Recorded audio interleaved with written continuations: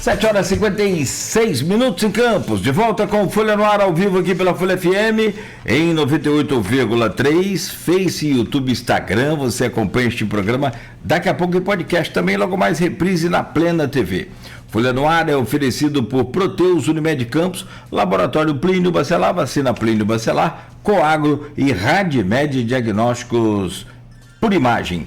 Bom, na previsão do tempo para hoje, tempo chuvoso em Campos com máxima de 23, mínima de 20 graus. E no programa de hoje estamos conversando com João Rodrigues Aguiar, cientista social, estudante de administração pública e, além de servidor público e empreendedor.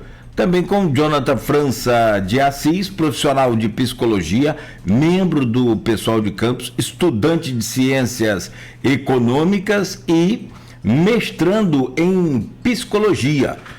Na bancada com Everton Luna, jornalista, e com o diretor de redação do Grupo Folha da Manhã e jornalista Aloysio Abreu Barbosa. Já voltamos e eu peço a você, Aloysio, para fazer a gentileza de abrir esse bloco.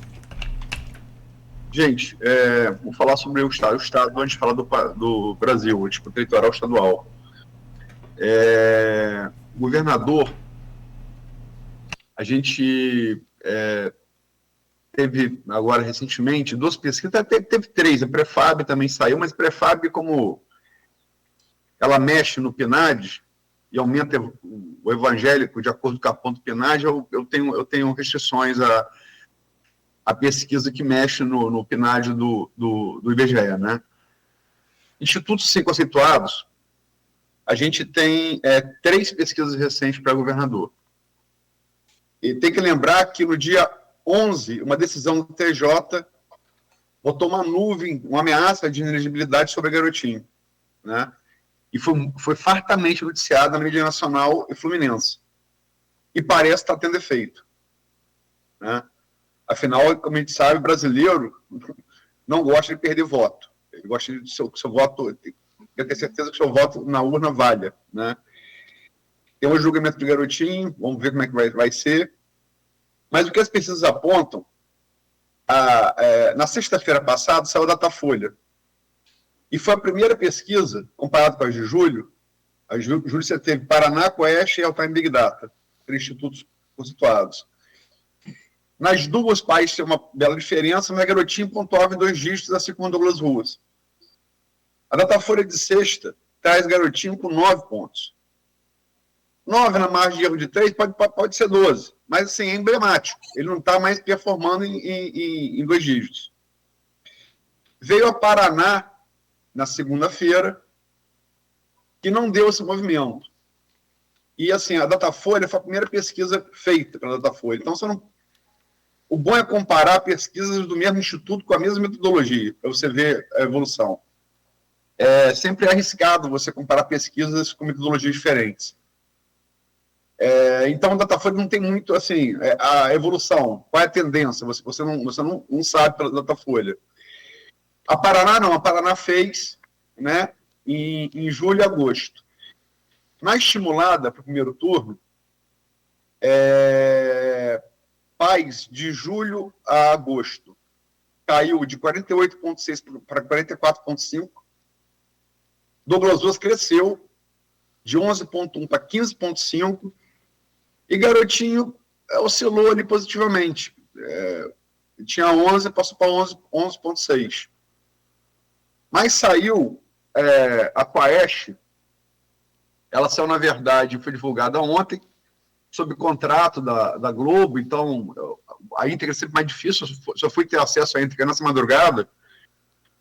E na Coeste, e outra coisa, Paraná não simulou segundo turno, que é estranho.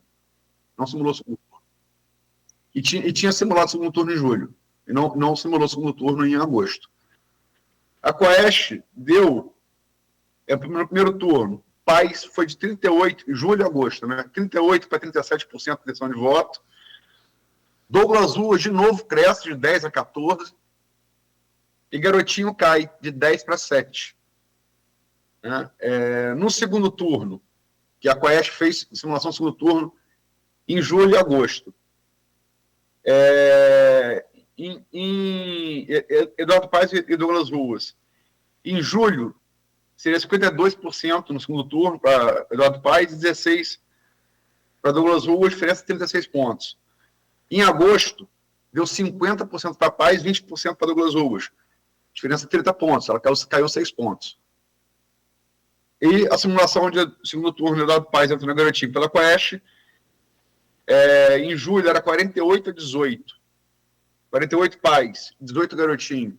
Diferença de 30 pontos. E ela, em agosto, estaria em 53% para Paes, 13% para Garotinho, 40 pontos. Ou seja, a diferença no segundo turno, enquanto a Douglas Ruas diminuiu, entre Eduardo Paes e Douglas Ruas, e a diferença aumentou consideravelmente, 10 pontos, no segundo turno, entre Eduardo Paes e Garotinho. Né? Parece que Douglas Ruas está perfumando melhor e Garotinho pior. Né? No último mês, a gente teve esse noticiário aí da inelegibilidade. Como é que vocês projetam essa eleição a partir desses números e fatos? Eu comecei no bloco anterior com o João, vou começar com o Jonathan agora. Maravilha, Luiz. A gente vai trabalhar também a questão do Senado? Sim. Tá bem. Então, vou deixar para depois essa. Como a gente sempre repete na época de eleições, que pesquisas são fotografias, né? Então, são várias fotografias, né? E aí a metodologia eu posso comparar com a abertura, o fechamento da câmera, né? O ISO, tudo mais, para ver como a foto vai ser tirada, né? E essa fotografia, ela vai, cada momento, cada pessoa que tira vai ficar diferente mesmo, mas ela dá uma ideia da realidade, né? Então, eu não sou desse time que desacredita a pesquisa a favor do próprio interesse, né? Jamais vou fazer isso. Só que a eleição de governador, ela está, assim, bem claramente se definindo, né? Inclusive numa possibilidade de primeiro turno para o Eduardo Paes, né? Como vocês sabem, o pessoal não vai votar no Eduardo Paes, né? A gente tem uma candidatura própria, o Siri, e nossa candidatura não está tendo ainda, né, muita reverberação.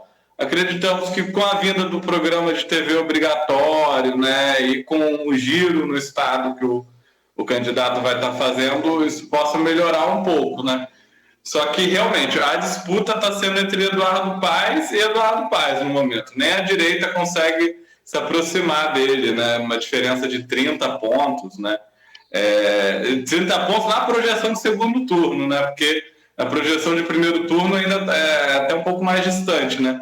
O Douglas Ruas, né, é um candidato que surge, né, pela direita de última hora, porque o candidato oficial, original, era o Bacelar, num esquema que a direita tem feito no estado do Rio de Janeiro, né, de renuncia o governador, assume o vice, né, só que aí, no caso, o Castro, né, que está, né, inelegível, né, respondendo por diversos crimes, né, o criminoso Cláudio Castro, né, ele deixou o governo, mas antes ele fez o vice dele renunciar, né? O que é uma questão chave para a gente entender o processo que chegou do Douglas Ruas, porque o Bacelar assumiria o governo do Rio, então ele só poderia ficar um mandato a partir do momento que ele assumisse.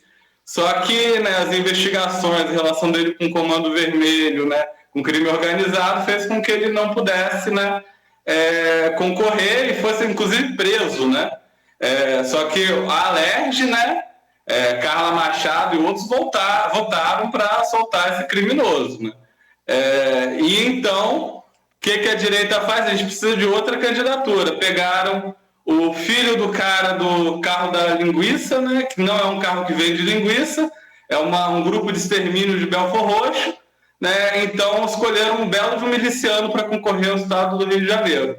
Então a gente repudia veementemente a campanha de Douglas Ruas e provavelmente ele vai ter o mesmo destino do Bacelar se ele ficar sem a imunidade do cargo, né, sem as benesses do cargo.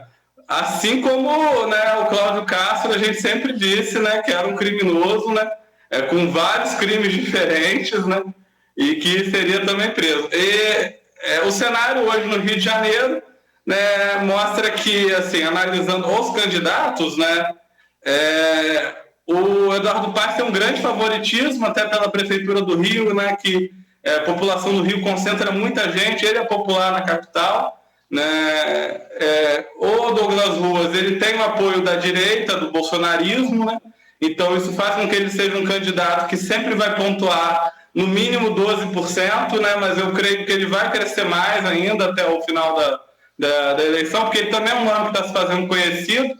Então, assim, se fosse para fazer uma projeção aqui, acredito que ele chega a 20%, 30% até. Mas nesse mesmo cenário, Eduardo Paes parece ganhar de primeiro turno. E o Garotinho entra como uma candidatura disruptiva, né? O Douglas Ruas é tão fraco que ele consegue perder o voto da direita para o Garotinho, né?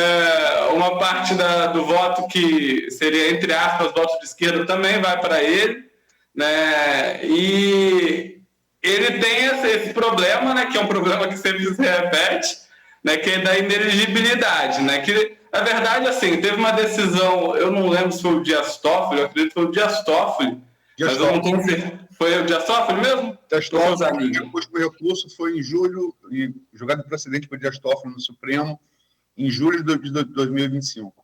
Que foi uma decisão horrível do Dias Toffoli, né, basicamente anulando o processo do check-in, que foi o processo, inclusive, que levou à prisão dele, né? Não, perdão, não é para check-in, não.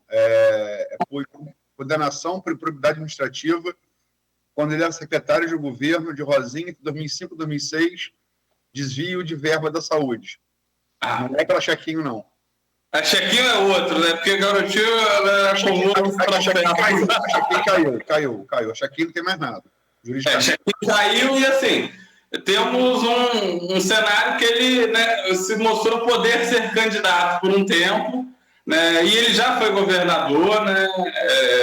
E foi um governador popular, né? Não tem como negar isso. Alguns amigos aqui falam assim, até no Campo da Esquerda, dos mares eu prefiro de Campos, né?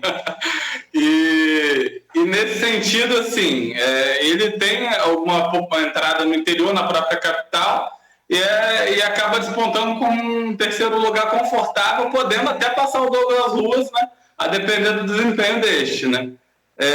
Só que realmente a inelegibilidade, essa incerteza que para a candidatura dele, acaba prejudicando mesmo.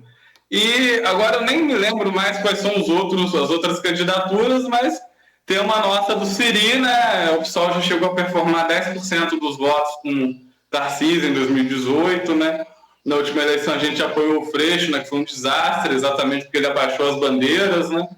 E agora a gente tem esse cenário de que tem uma candidatura nova, de um rapaz jovem que mostra renovação na política, né? Vai estar aqui em Campos semana que vem, né? A partir de terça-feira, passando os dias com a gente. Inclusive, convido, né, todo mundo, 18 horas no Santa Paciência, Casa Criativa, né, um papo com Siri e Mônica Benício, né, nossa candidata ao Senado. Enfim, eu acho que eu me estendi bastante, vou passar para o João. Por favor, João. Bom, gente, só usando um pouco do que o Jonathan falou, você vê que o cenário do Rio é tão triste que a candidatura disruptiva é do Garotinho. Assim, as coisas são... É um cenário de terror. Eu acredito que, justamente na linha do que você comentou, Luiz, das pesquisas e do que o Jonathan falou, tudo se encaminha para uma eleição do Eduardo Paes. Acredito que ele foi um cara que, ao longo desses últimos anos, a despeito de algumas acusações que possa ter sofrido aí de corrupção, ele conseguiu amenizar as antipatias em torno do nome dele. Não que não exista má vontade do eleitor, de um modo geral, com ele, mas existe uma simpatia muito grande. Ele foi um cara que soube dosar bem essa questão do pão e circo, né, por assim dizer. Ele soube, nos momentos onde ele tinha discricionalidade para trazer eventos ou para direcionar determinado tipo de orçamento, ele soube fazer isso de uma forma vantajosa para ele eleitoralmente. Eu acredito que tudo se encaminha para uma eleição dele para governador, também não acreditando, por conseguinte, que candidaturas como Douglas Ruas e Garotinho tenham tração suficiente para fazer frente a isso. Então eu vou muito nesse sentido e dizer que, assim, eu fico triste pela forma como as coisas se dão aqui no estado do Rio, percebe? Então, assim, Por mais que eu não seja um cara, por exemplo, que pretende me filiar ao PSOL, eu gostaria que existissem mais candidatos com uma agenda programática. A coisa não funciona muito assim. Os interesses, existem interesses para fora da política e interesses para dentro da política. Os interesses para dentro da política dos próprios políticos do Rio de Janeiro são obscuros. A gente estava para presenciar uma eleição para governador de um político que tem ligação direta com o Comando Vermelho. Não só ele, mas outros também. E que isso acaba esbarrando aqui no município, percebe? Eu fico muito triste com isso, apesar de já saber que é uma realidade, porque o que eu percebo, assim, em eleições majoritárias, em eleições para a União, parece que importa um pouco mais para o eleitor a ideologia, de um modo geral, o projeto, a agenda. Em eleições para governador, e sobretudo em eleições municipais, que não são o caso dessa vez, isso se esvazia um pouco. Então, a persona do candidato parece importar muito mais do que o programa dele, de um modo geral. Então, as pessoas iriam votar no Bacelar simplesmente porque iriam votar no Bacelar e funciona mais ou menos assim. E aqui o Estado do Rio, ele, infelizmente, na minha visão, ele não tem, para os próximos 5 a 10 anos, uma perspectiva de melhora. Acredito que esse processo tende a se intensificar cada vez mais. Essas disputas internas dentro da política vão continuar acontecendo, muito provavelmente ainda com participação de entidade paragovernamental, vamos botar assim, do crime organizado, de um modo geral, de milícia, enfim, dessa mistura de coisas que acontece aí no Rio de Janeiro, não só na cidade como no estado, né? E dizer que lamento muito por tudo isso. Acredito que o Rio de Janeiro, assim como algumas regiões do Nordeste, poderiam ser um marco inicial para uma nova mudança de paradigma no Brasil, uma nova mudança de olhar, né, para o futuro. E não vejo isso com bons olhos, mas acredito que, como o Jonathan e o Aloysio comentaram, tudo se encaminha para uma eleição natural do Eduardo Paes. O Everton vai entrar para o Senado. Uma última pergunta, peço resposta curta, por causa do tempo. Vocês creem em definição em turno único no Rio de Janeiro? Começa agora com você, João, a governador. Olha, talvez sim. Esse pequeno período aí eleitoral pode revelar algumas notícias que abalem o eleitor.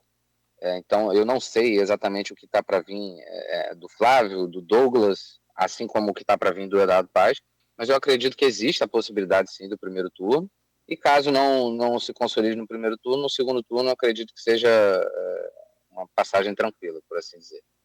Antes de devolver para você, Jonathan, eu vou acrescentar uma coisa no que o João falou, que muitos analistas falam que no segundo turno, em havendo segundo turno presidencial, e as pesquisas todas indicam que sim,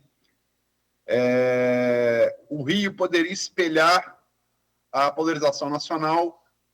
Isso poderia fazer tanto Douglas Rosa, o garotinho, num segundo turno contra a Paes. A gente sabe que o Rio de Janeiro ele é bolsonarista. Em 2018 foi bolsonarista em 22, né?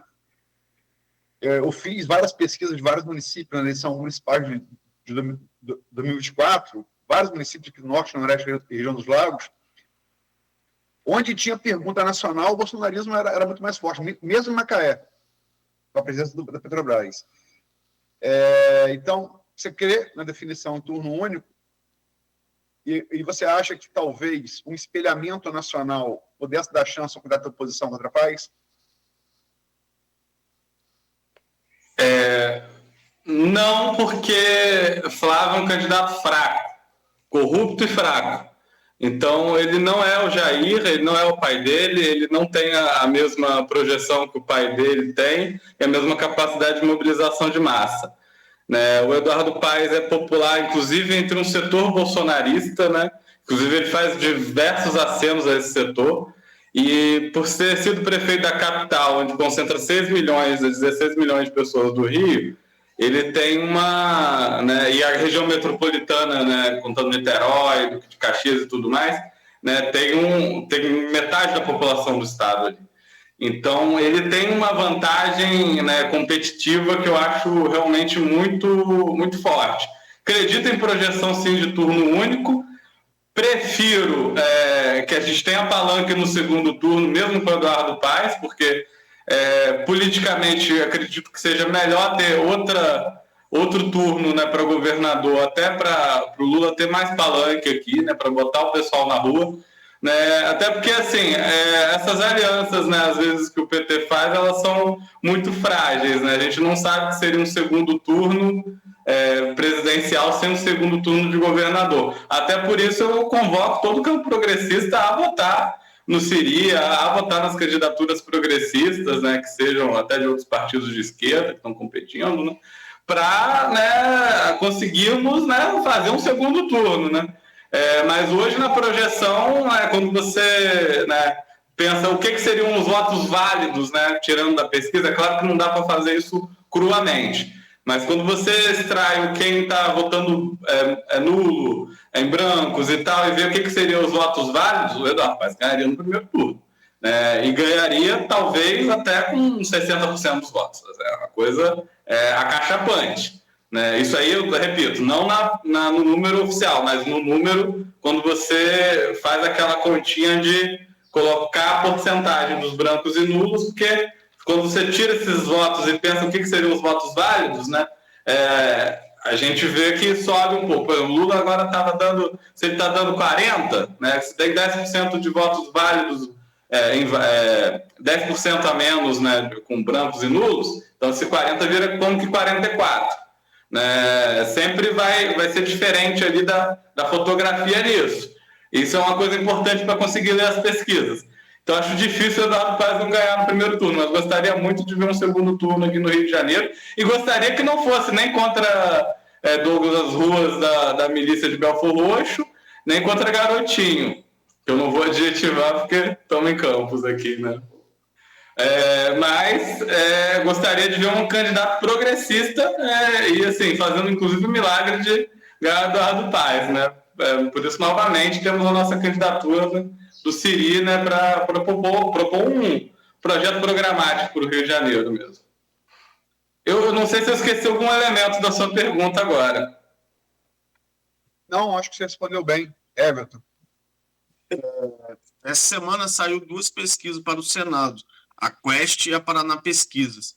Na Quest, Benedita aparece liderando com 10%, seguido de Carlos Jordi do PL com 7%, Marcelo Crivella com 6%, Mônica Benício 5%, Carlos Portinho com 5%. Já para Paraná Pesquisas, Benedita aparece com 29,6%, Crivella 21%, Pedro Paulo 16,4%, Carlos Jordi 11,9%, Portinho 10,6%, Vaguinho 9,2% e outros 27%. Mas o dado que chama atenção nessas 2 pesquisas é na espontânea, na Quest, indecisos 88% e na Paraná Pesquisa não souberam ou não responderam 81,4%. Com esse cenário dessa fotografia de agosto, como que vocês projetam o Senado? Será uma cadeira para a direita, uma cadeira para a esquerda, 2 cadeiras para a direita, 2 cadeiras para a esquerda? Como que vocês observam esse pleito para o Senado Federal? Quem começou da outra vez? Agora, Jonathan. Sou eu agora? Então, a cadeira senatorial, né, como a gente tem... Acho que caiu minha conexão. Vocês estão me ouvindo? Continua, tá legal. Tá legal? Apareceu a notificação aqui. Vamos lá. A cadeira senatorial, como a gente tem um sistema bicameral, né, a gente tem uma Câmara alta, né, que deixa a galera da Câmara baixa, né, votar, fazer o que quiser, mas o que eles querem, eles vetam, eles travam, né? E, né, o Senado ele tem uma tradição desde o Império, né, onde era vitalício, né, e é onde está realmente a elite brasileira, e onde a esquerda tem que disputar, né, para garantir, né, realmente uma transformação de longo prazo no país, né, ou pelo menos impedir grandes retrocessos. E então, assim, o voto de Senado é um dos votos mais importantes e é uma das eleições mais difíceis que existem, exatamente porque a cada 8 anos, né, a gente tem uma eleição com 2 votos. Isso confunde muita gente. Tem gente que vai votar, nem sabe que tem que votar em 2 candidatos, porque numa eleição são 2, numa outra eleição são 1. Né? Cada estado da federação tem 3 senadores. Né? E eu fico muito feliz de ver a Mônica Benício empatada no segundo lugar, dentro da margem de erro, né? E porque ela, para quem não sabe, é a viúva da Marielle, né, traz pautas progressistas, né, o número dela é 500, e com o voto da Benedita, se a gente conseguir que quem votar na Benedita vote na Mônica, a gente consegue 2 cadeiras para a esquerda aqui. É claro que assim, a candidatura do Eduardo Paes colocou um cara acusado, né, eu repito, acusado de agressão contra a mulher, né, o Pedro Paulo, e nesse cara a gente não vai votar mesmo, né? Então, assim, é uma coisa deplorável da estratégia, né, hegemônica da esquerda, né, até dar um apoio, né, por conta do Eduardo Paes e das alianças políticas. Então, assim, a esquerda raiz, a esquerda progressista está votando, né, Mônica Benício e Benedita da Silva para o Senado Federal. Acredito que a gente tem muito ainda para promover a campanha da Mônica e da Benedita. A Benedita está rodando para cima e para baixo, né? A Mônica está entrando nesse ritmo. E o voto, né, em mulheres, né, um voto feminino, né, é um voto também que, né, acredito que tem uma atração absurda para poder se promover. Campanha do Senado a gente já viu, né? Que a gente nem esperava entrar com 1000 votos de diferença de candidatos hegemônicos. Como são 2 votos, tudo pode acontecer, né? Não dá para votar dar 2 votos no mesmo candidatura, né? Tem que votar em 2 candidaturas. Acredito que a direita tem muitas candidaturas, vai acabar dividindo o voto nesse sentido, e que se a esquerda tiver uma estratégia boa, focar, né, nessas 2 candidaturas, a gente pode levar as 2 cadeiras. Então, é realmente fundamental que a gente consiga, né, promover nossas bandeiras e fazer conhecidas as nossas candidaturas, né? A Benedita, como já foi até governadora, ela é bem conhecida no estado do Rio. Eu acredito que mesmo que a gente não consiga a cadeira pela Mônica, ela tá dentro, assim. Só que tem candidatos competitivos, né? O próprio Crivella é competitivo, não tem como dizer que não. Ele já foi senador, se eu não me engano, e já ocupou diversos cargos, né? Já foi prefeito do Rio, né? Então realmente tem uma disputa interessante acontecendo. Só que quem tem projeto, quem tem programa, né? Eu acho que para o Senado o melhor caminho certamente é a esquerda. Daqui a pouco eu vou mandar um abraço, né, para o pessoal que me mandou mensagem aqui no privado, que está acompanhando. Um beijo para Dona Noêmia, né, que está resistindo ali no Açu, né, uma inspiração para mim. E, por fim, né, nossa futura prefeita de Campos, professora Natália, que mandou mensagem que está acompanhando o programa. Né, e vamos que vamos, pessoal.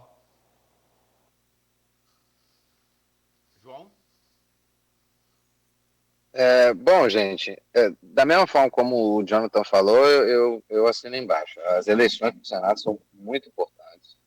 O Senado é uma casa para cuidar das outras casas, por assim dizer. Então, é o Estado vigiando o próprio Estado. Talvez o brasileiro não compreenda exatamente a dimensão disso. Como o Jonathan falou, agora a gente vota para 2 senadores. Isso acontece só a cada 8 anos. Então, seria muito importante que existisse não só um maior debate, mas uma maior difusão das propostas mesmo dos senadores, né, por assim dizer. Eu acredito que a realidade é que o brasileiro atualmente não está muito preocupado em quem ele vai votar para senador. Eu acredito que isso vai se desenrolar na medida em que as eleições majoritárias forem acontecendo. Todas as pesquisas mostram que a Benedita até então, a com maior porcentagem frente aos outros, mas é possível que no meio das eleições majoritárias o comportamento eleitoral mude um pouco. Então é possível que não se consigam 2 candidaturas ao Senado mais à esquerda, é possível que o próprio Crivella entre, é possível que o Jordi do PL entre. Isso vai ficar um pouco nebuloso, a depender das notícias que estão para vir para as majoritárias. E justamente por serem 2 votos, eu acredito que o eleitor está num ponto que ele não está se preparando nem para um voto, que dirá para 2. Então eu acredito que quando chegar frente à urna, ou as votações serão nulas e brancas, ou simplesmente se votará de acordo com a sua simpatia maior, ou não vou nem dizer favorecimento aqui, porque são eleições não municipais, por assim dizer, mas acredito que o voto ele vai vir encaminhado com a preferência para a majoritária, né, para chefe do executivo. E tudo encaminha, como eu falei, para que a Benedita consiga um cargo. Eu acredito que desses 2 cargos que são elegíveis para o Rio de Janeiro, muito provavelmente a esquerda ficará com um, com tendências de que fique com os 2, mas acredito que no meio disso daí alguém do PL pode despontar sim.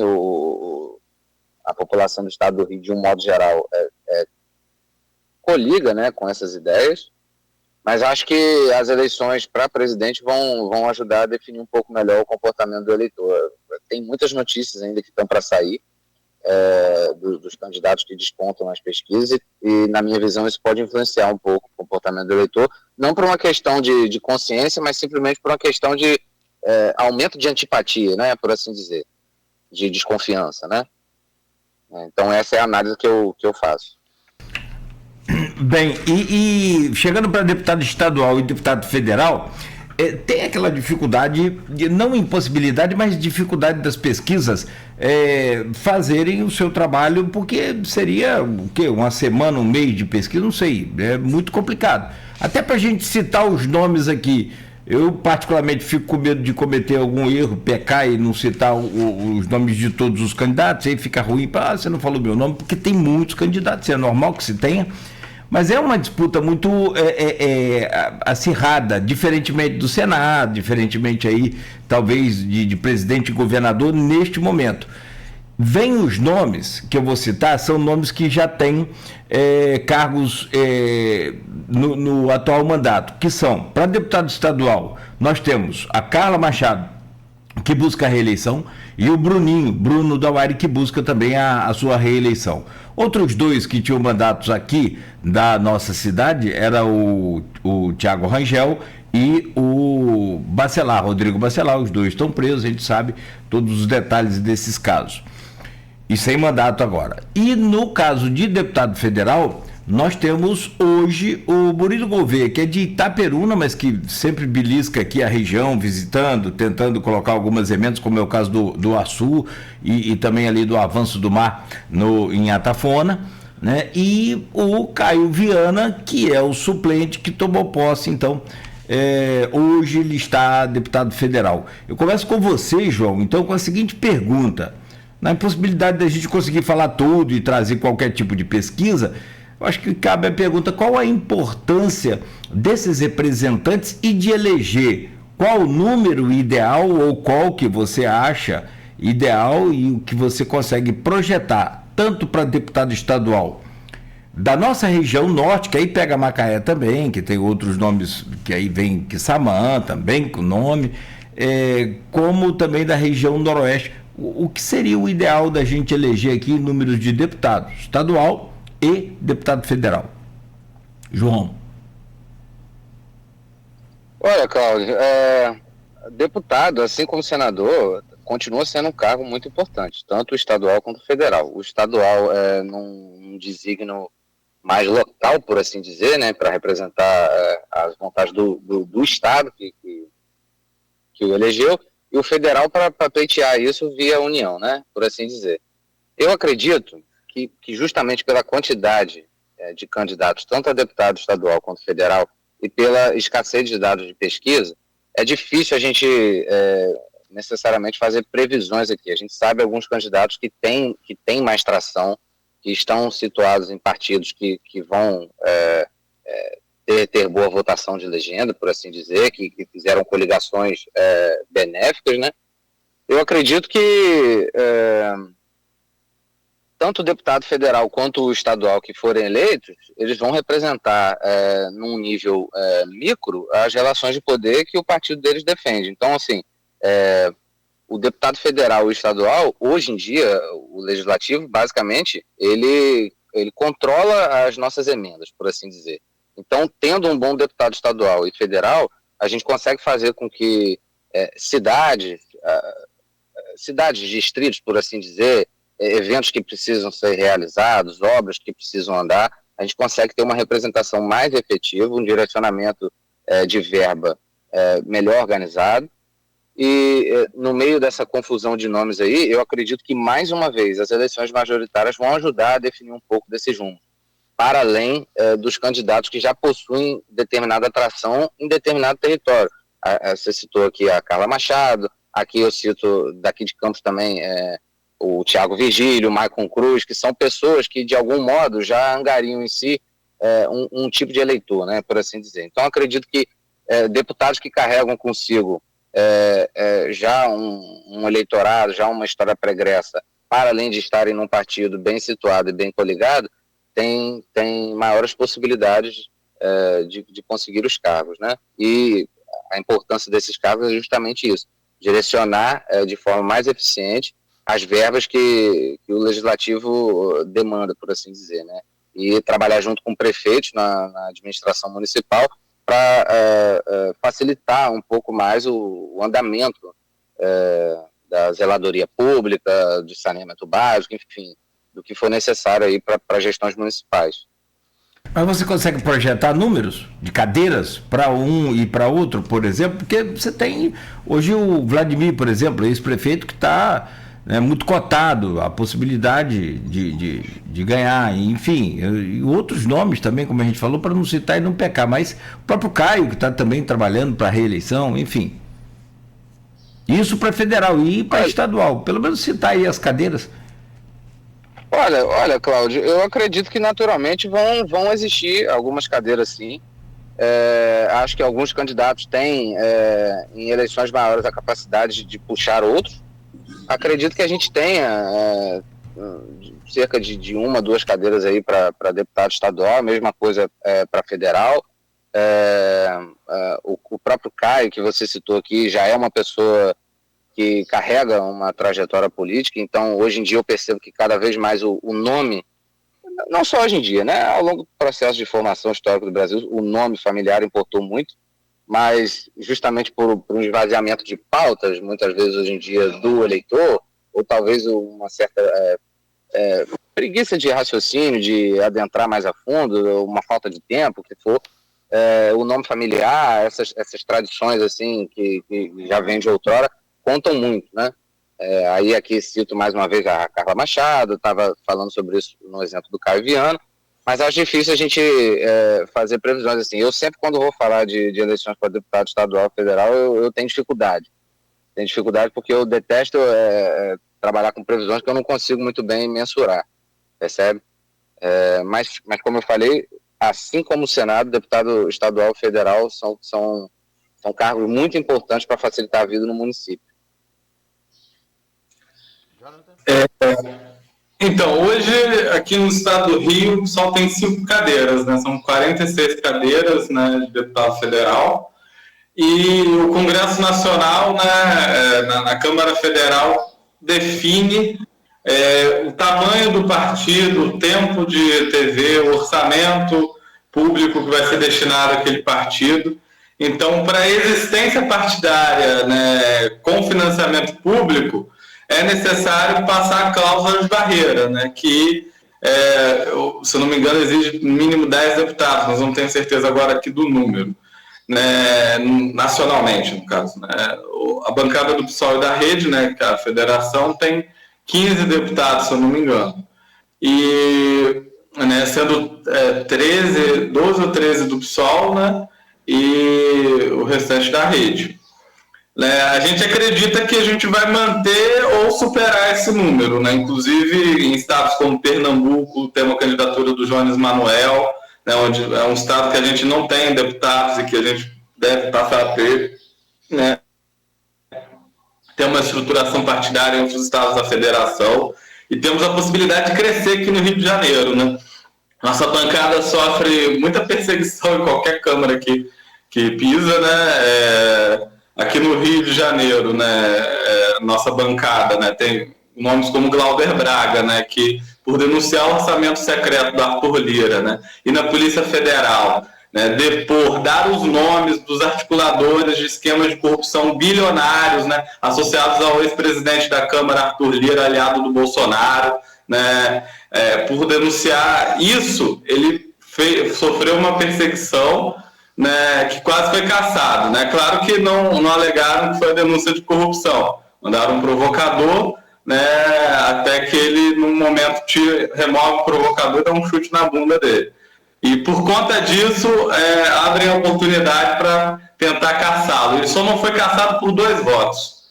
Né? E mesmo assim recebeu uma suspensão de 6 meses por um chute na bunda de um provocador que estava xingando a mãe dele.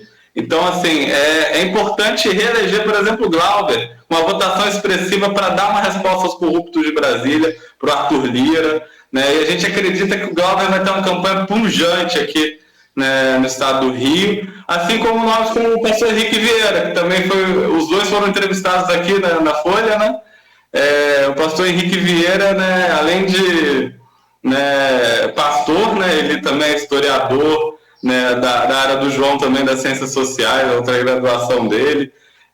Ele é artista, ator, né, e até a arte da palhaçaria, acho que vocês já viram, né, que os palhaços, eles tanto têm a expressão alegre quanto a triste. Ele é um cara multiperformático, né? Eu acredito muito também na candidatura dele e a forma como ele faz política, né? Falando calmo, falando fundo, falando profundo, né? Paz, bem, coragem.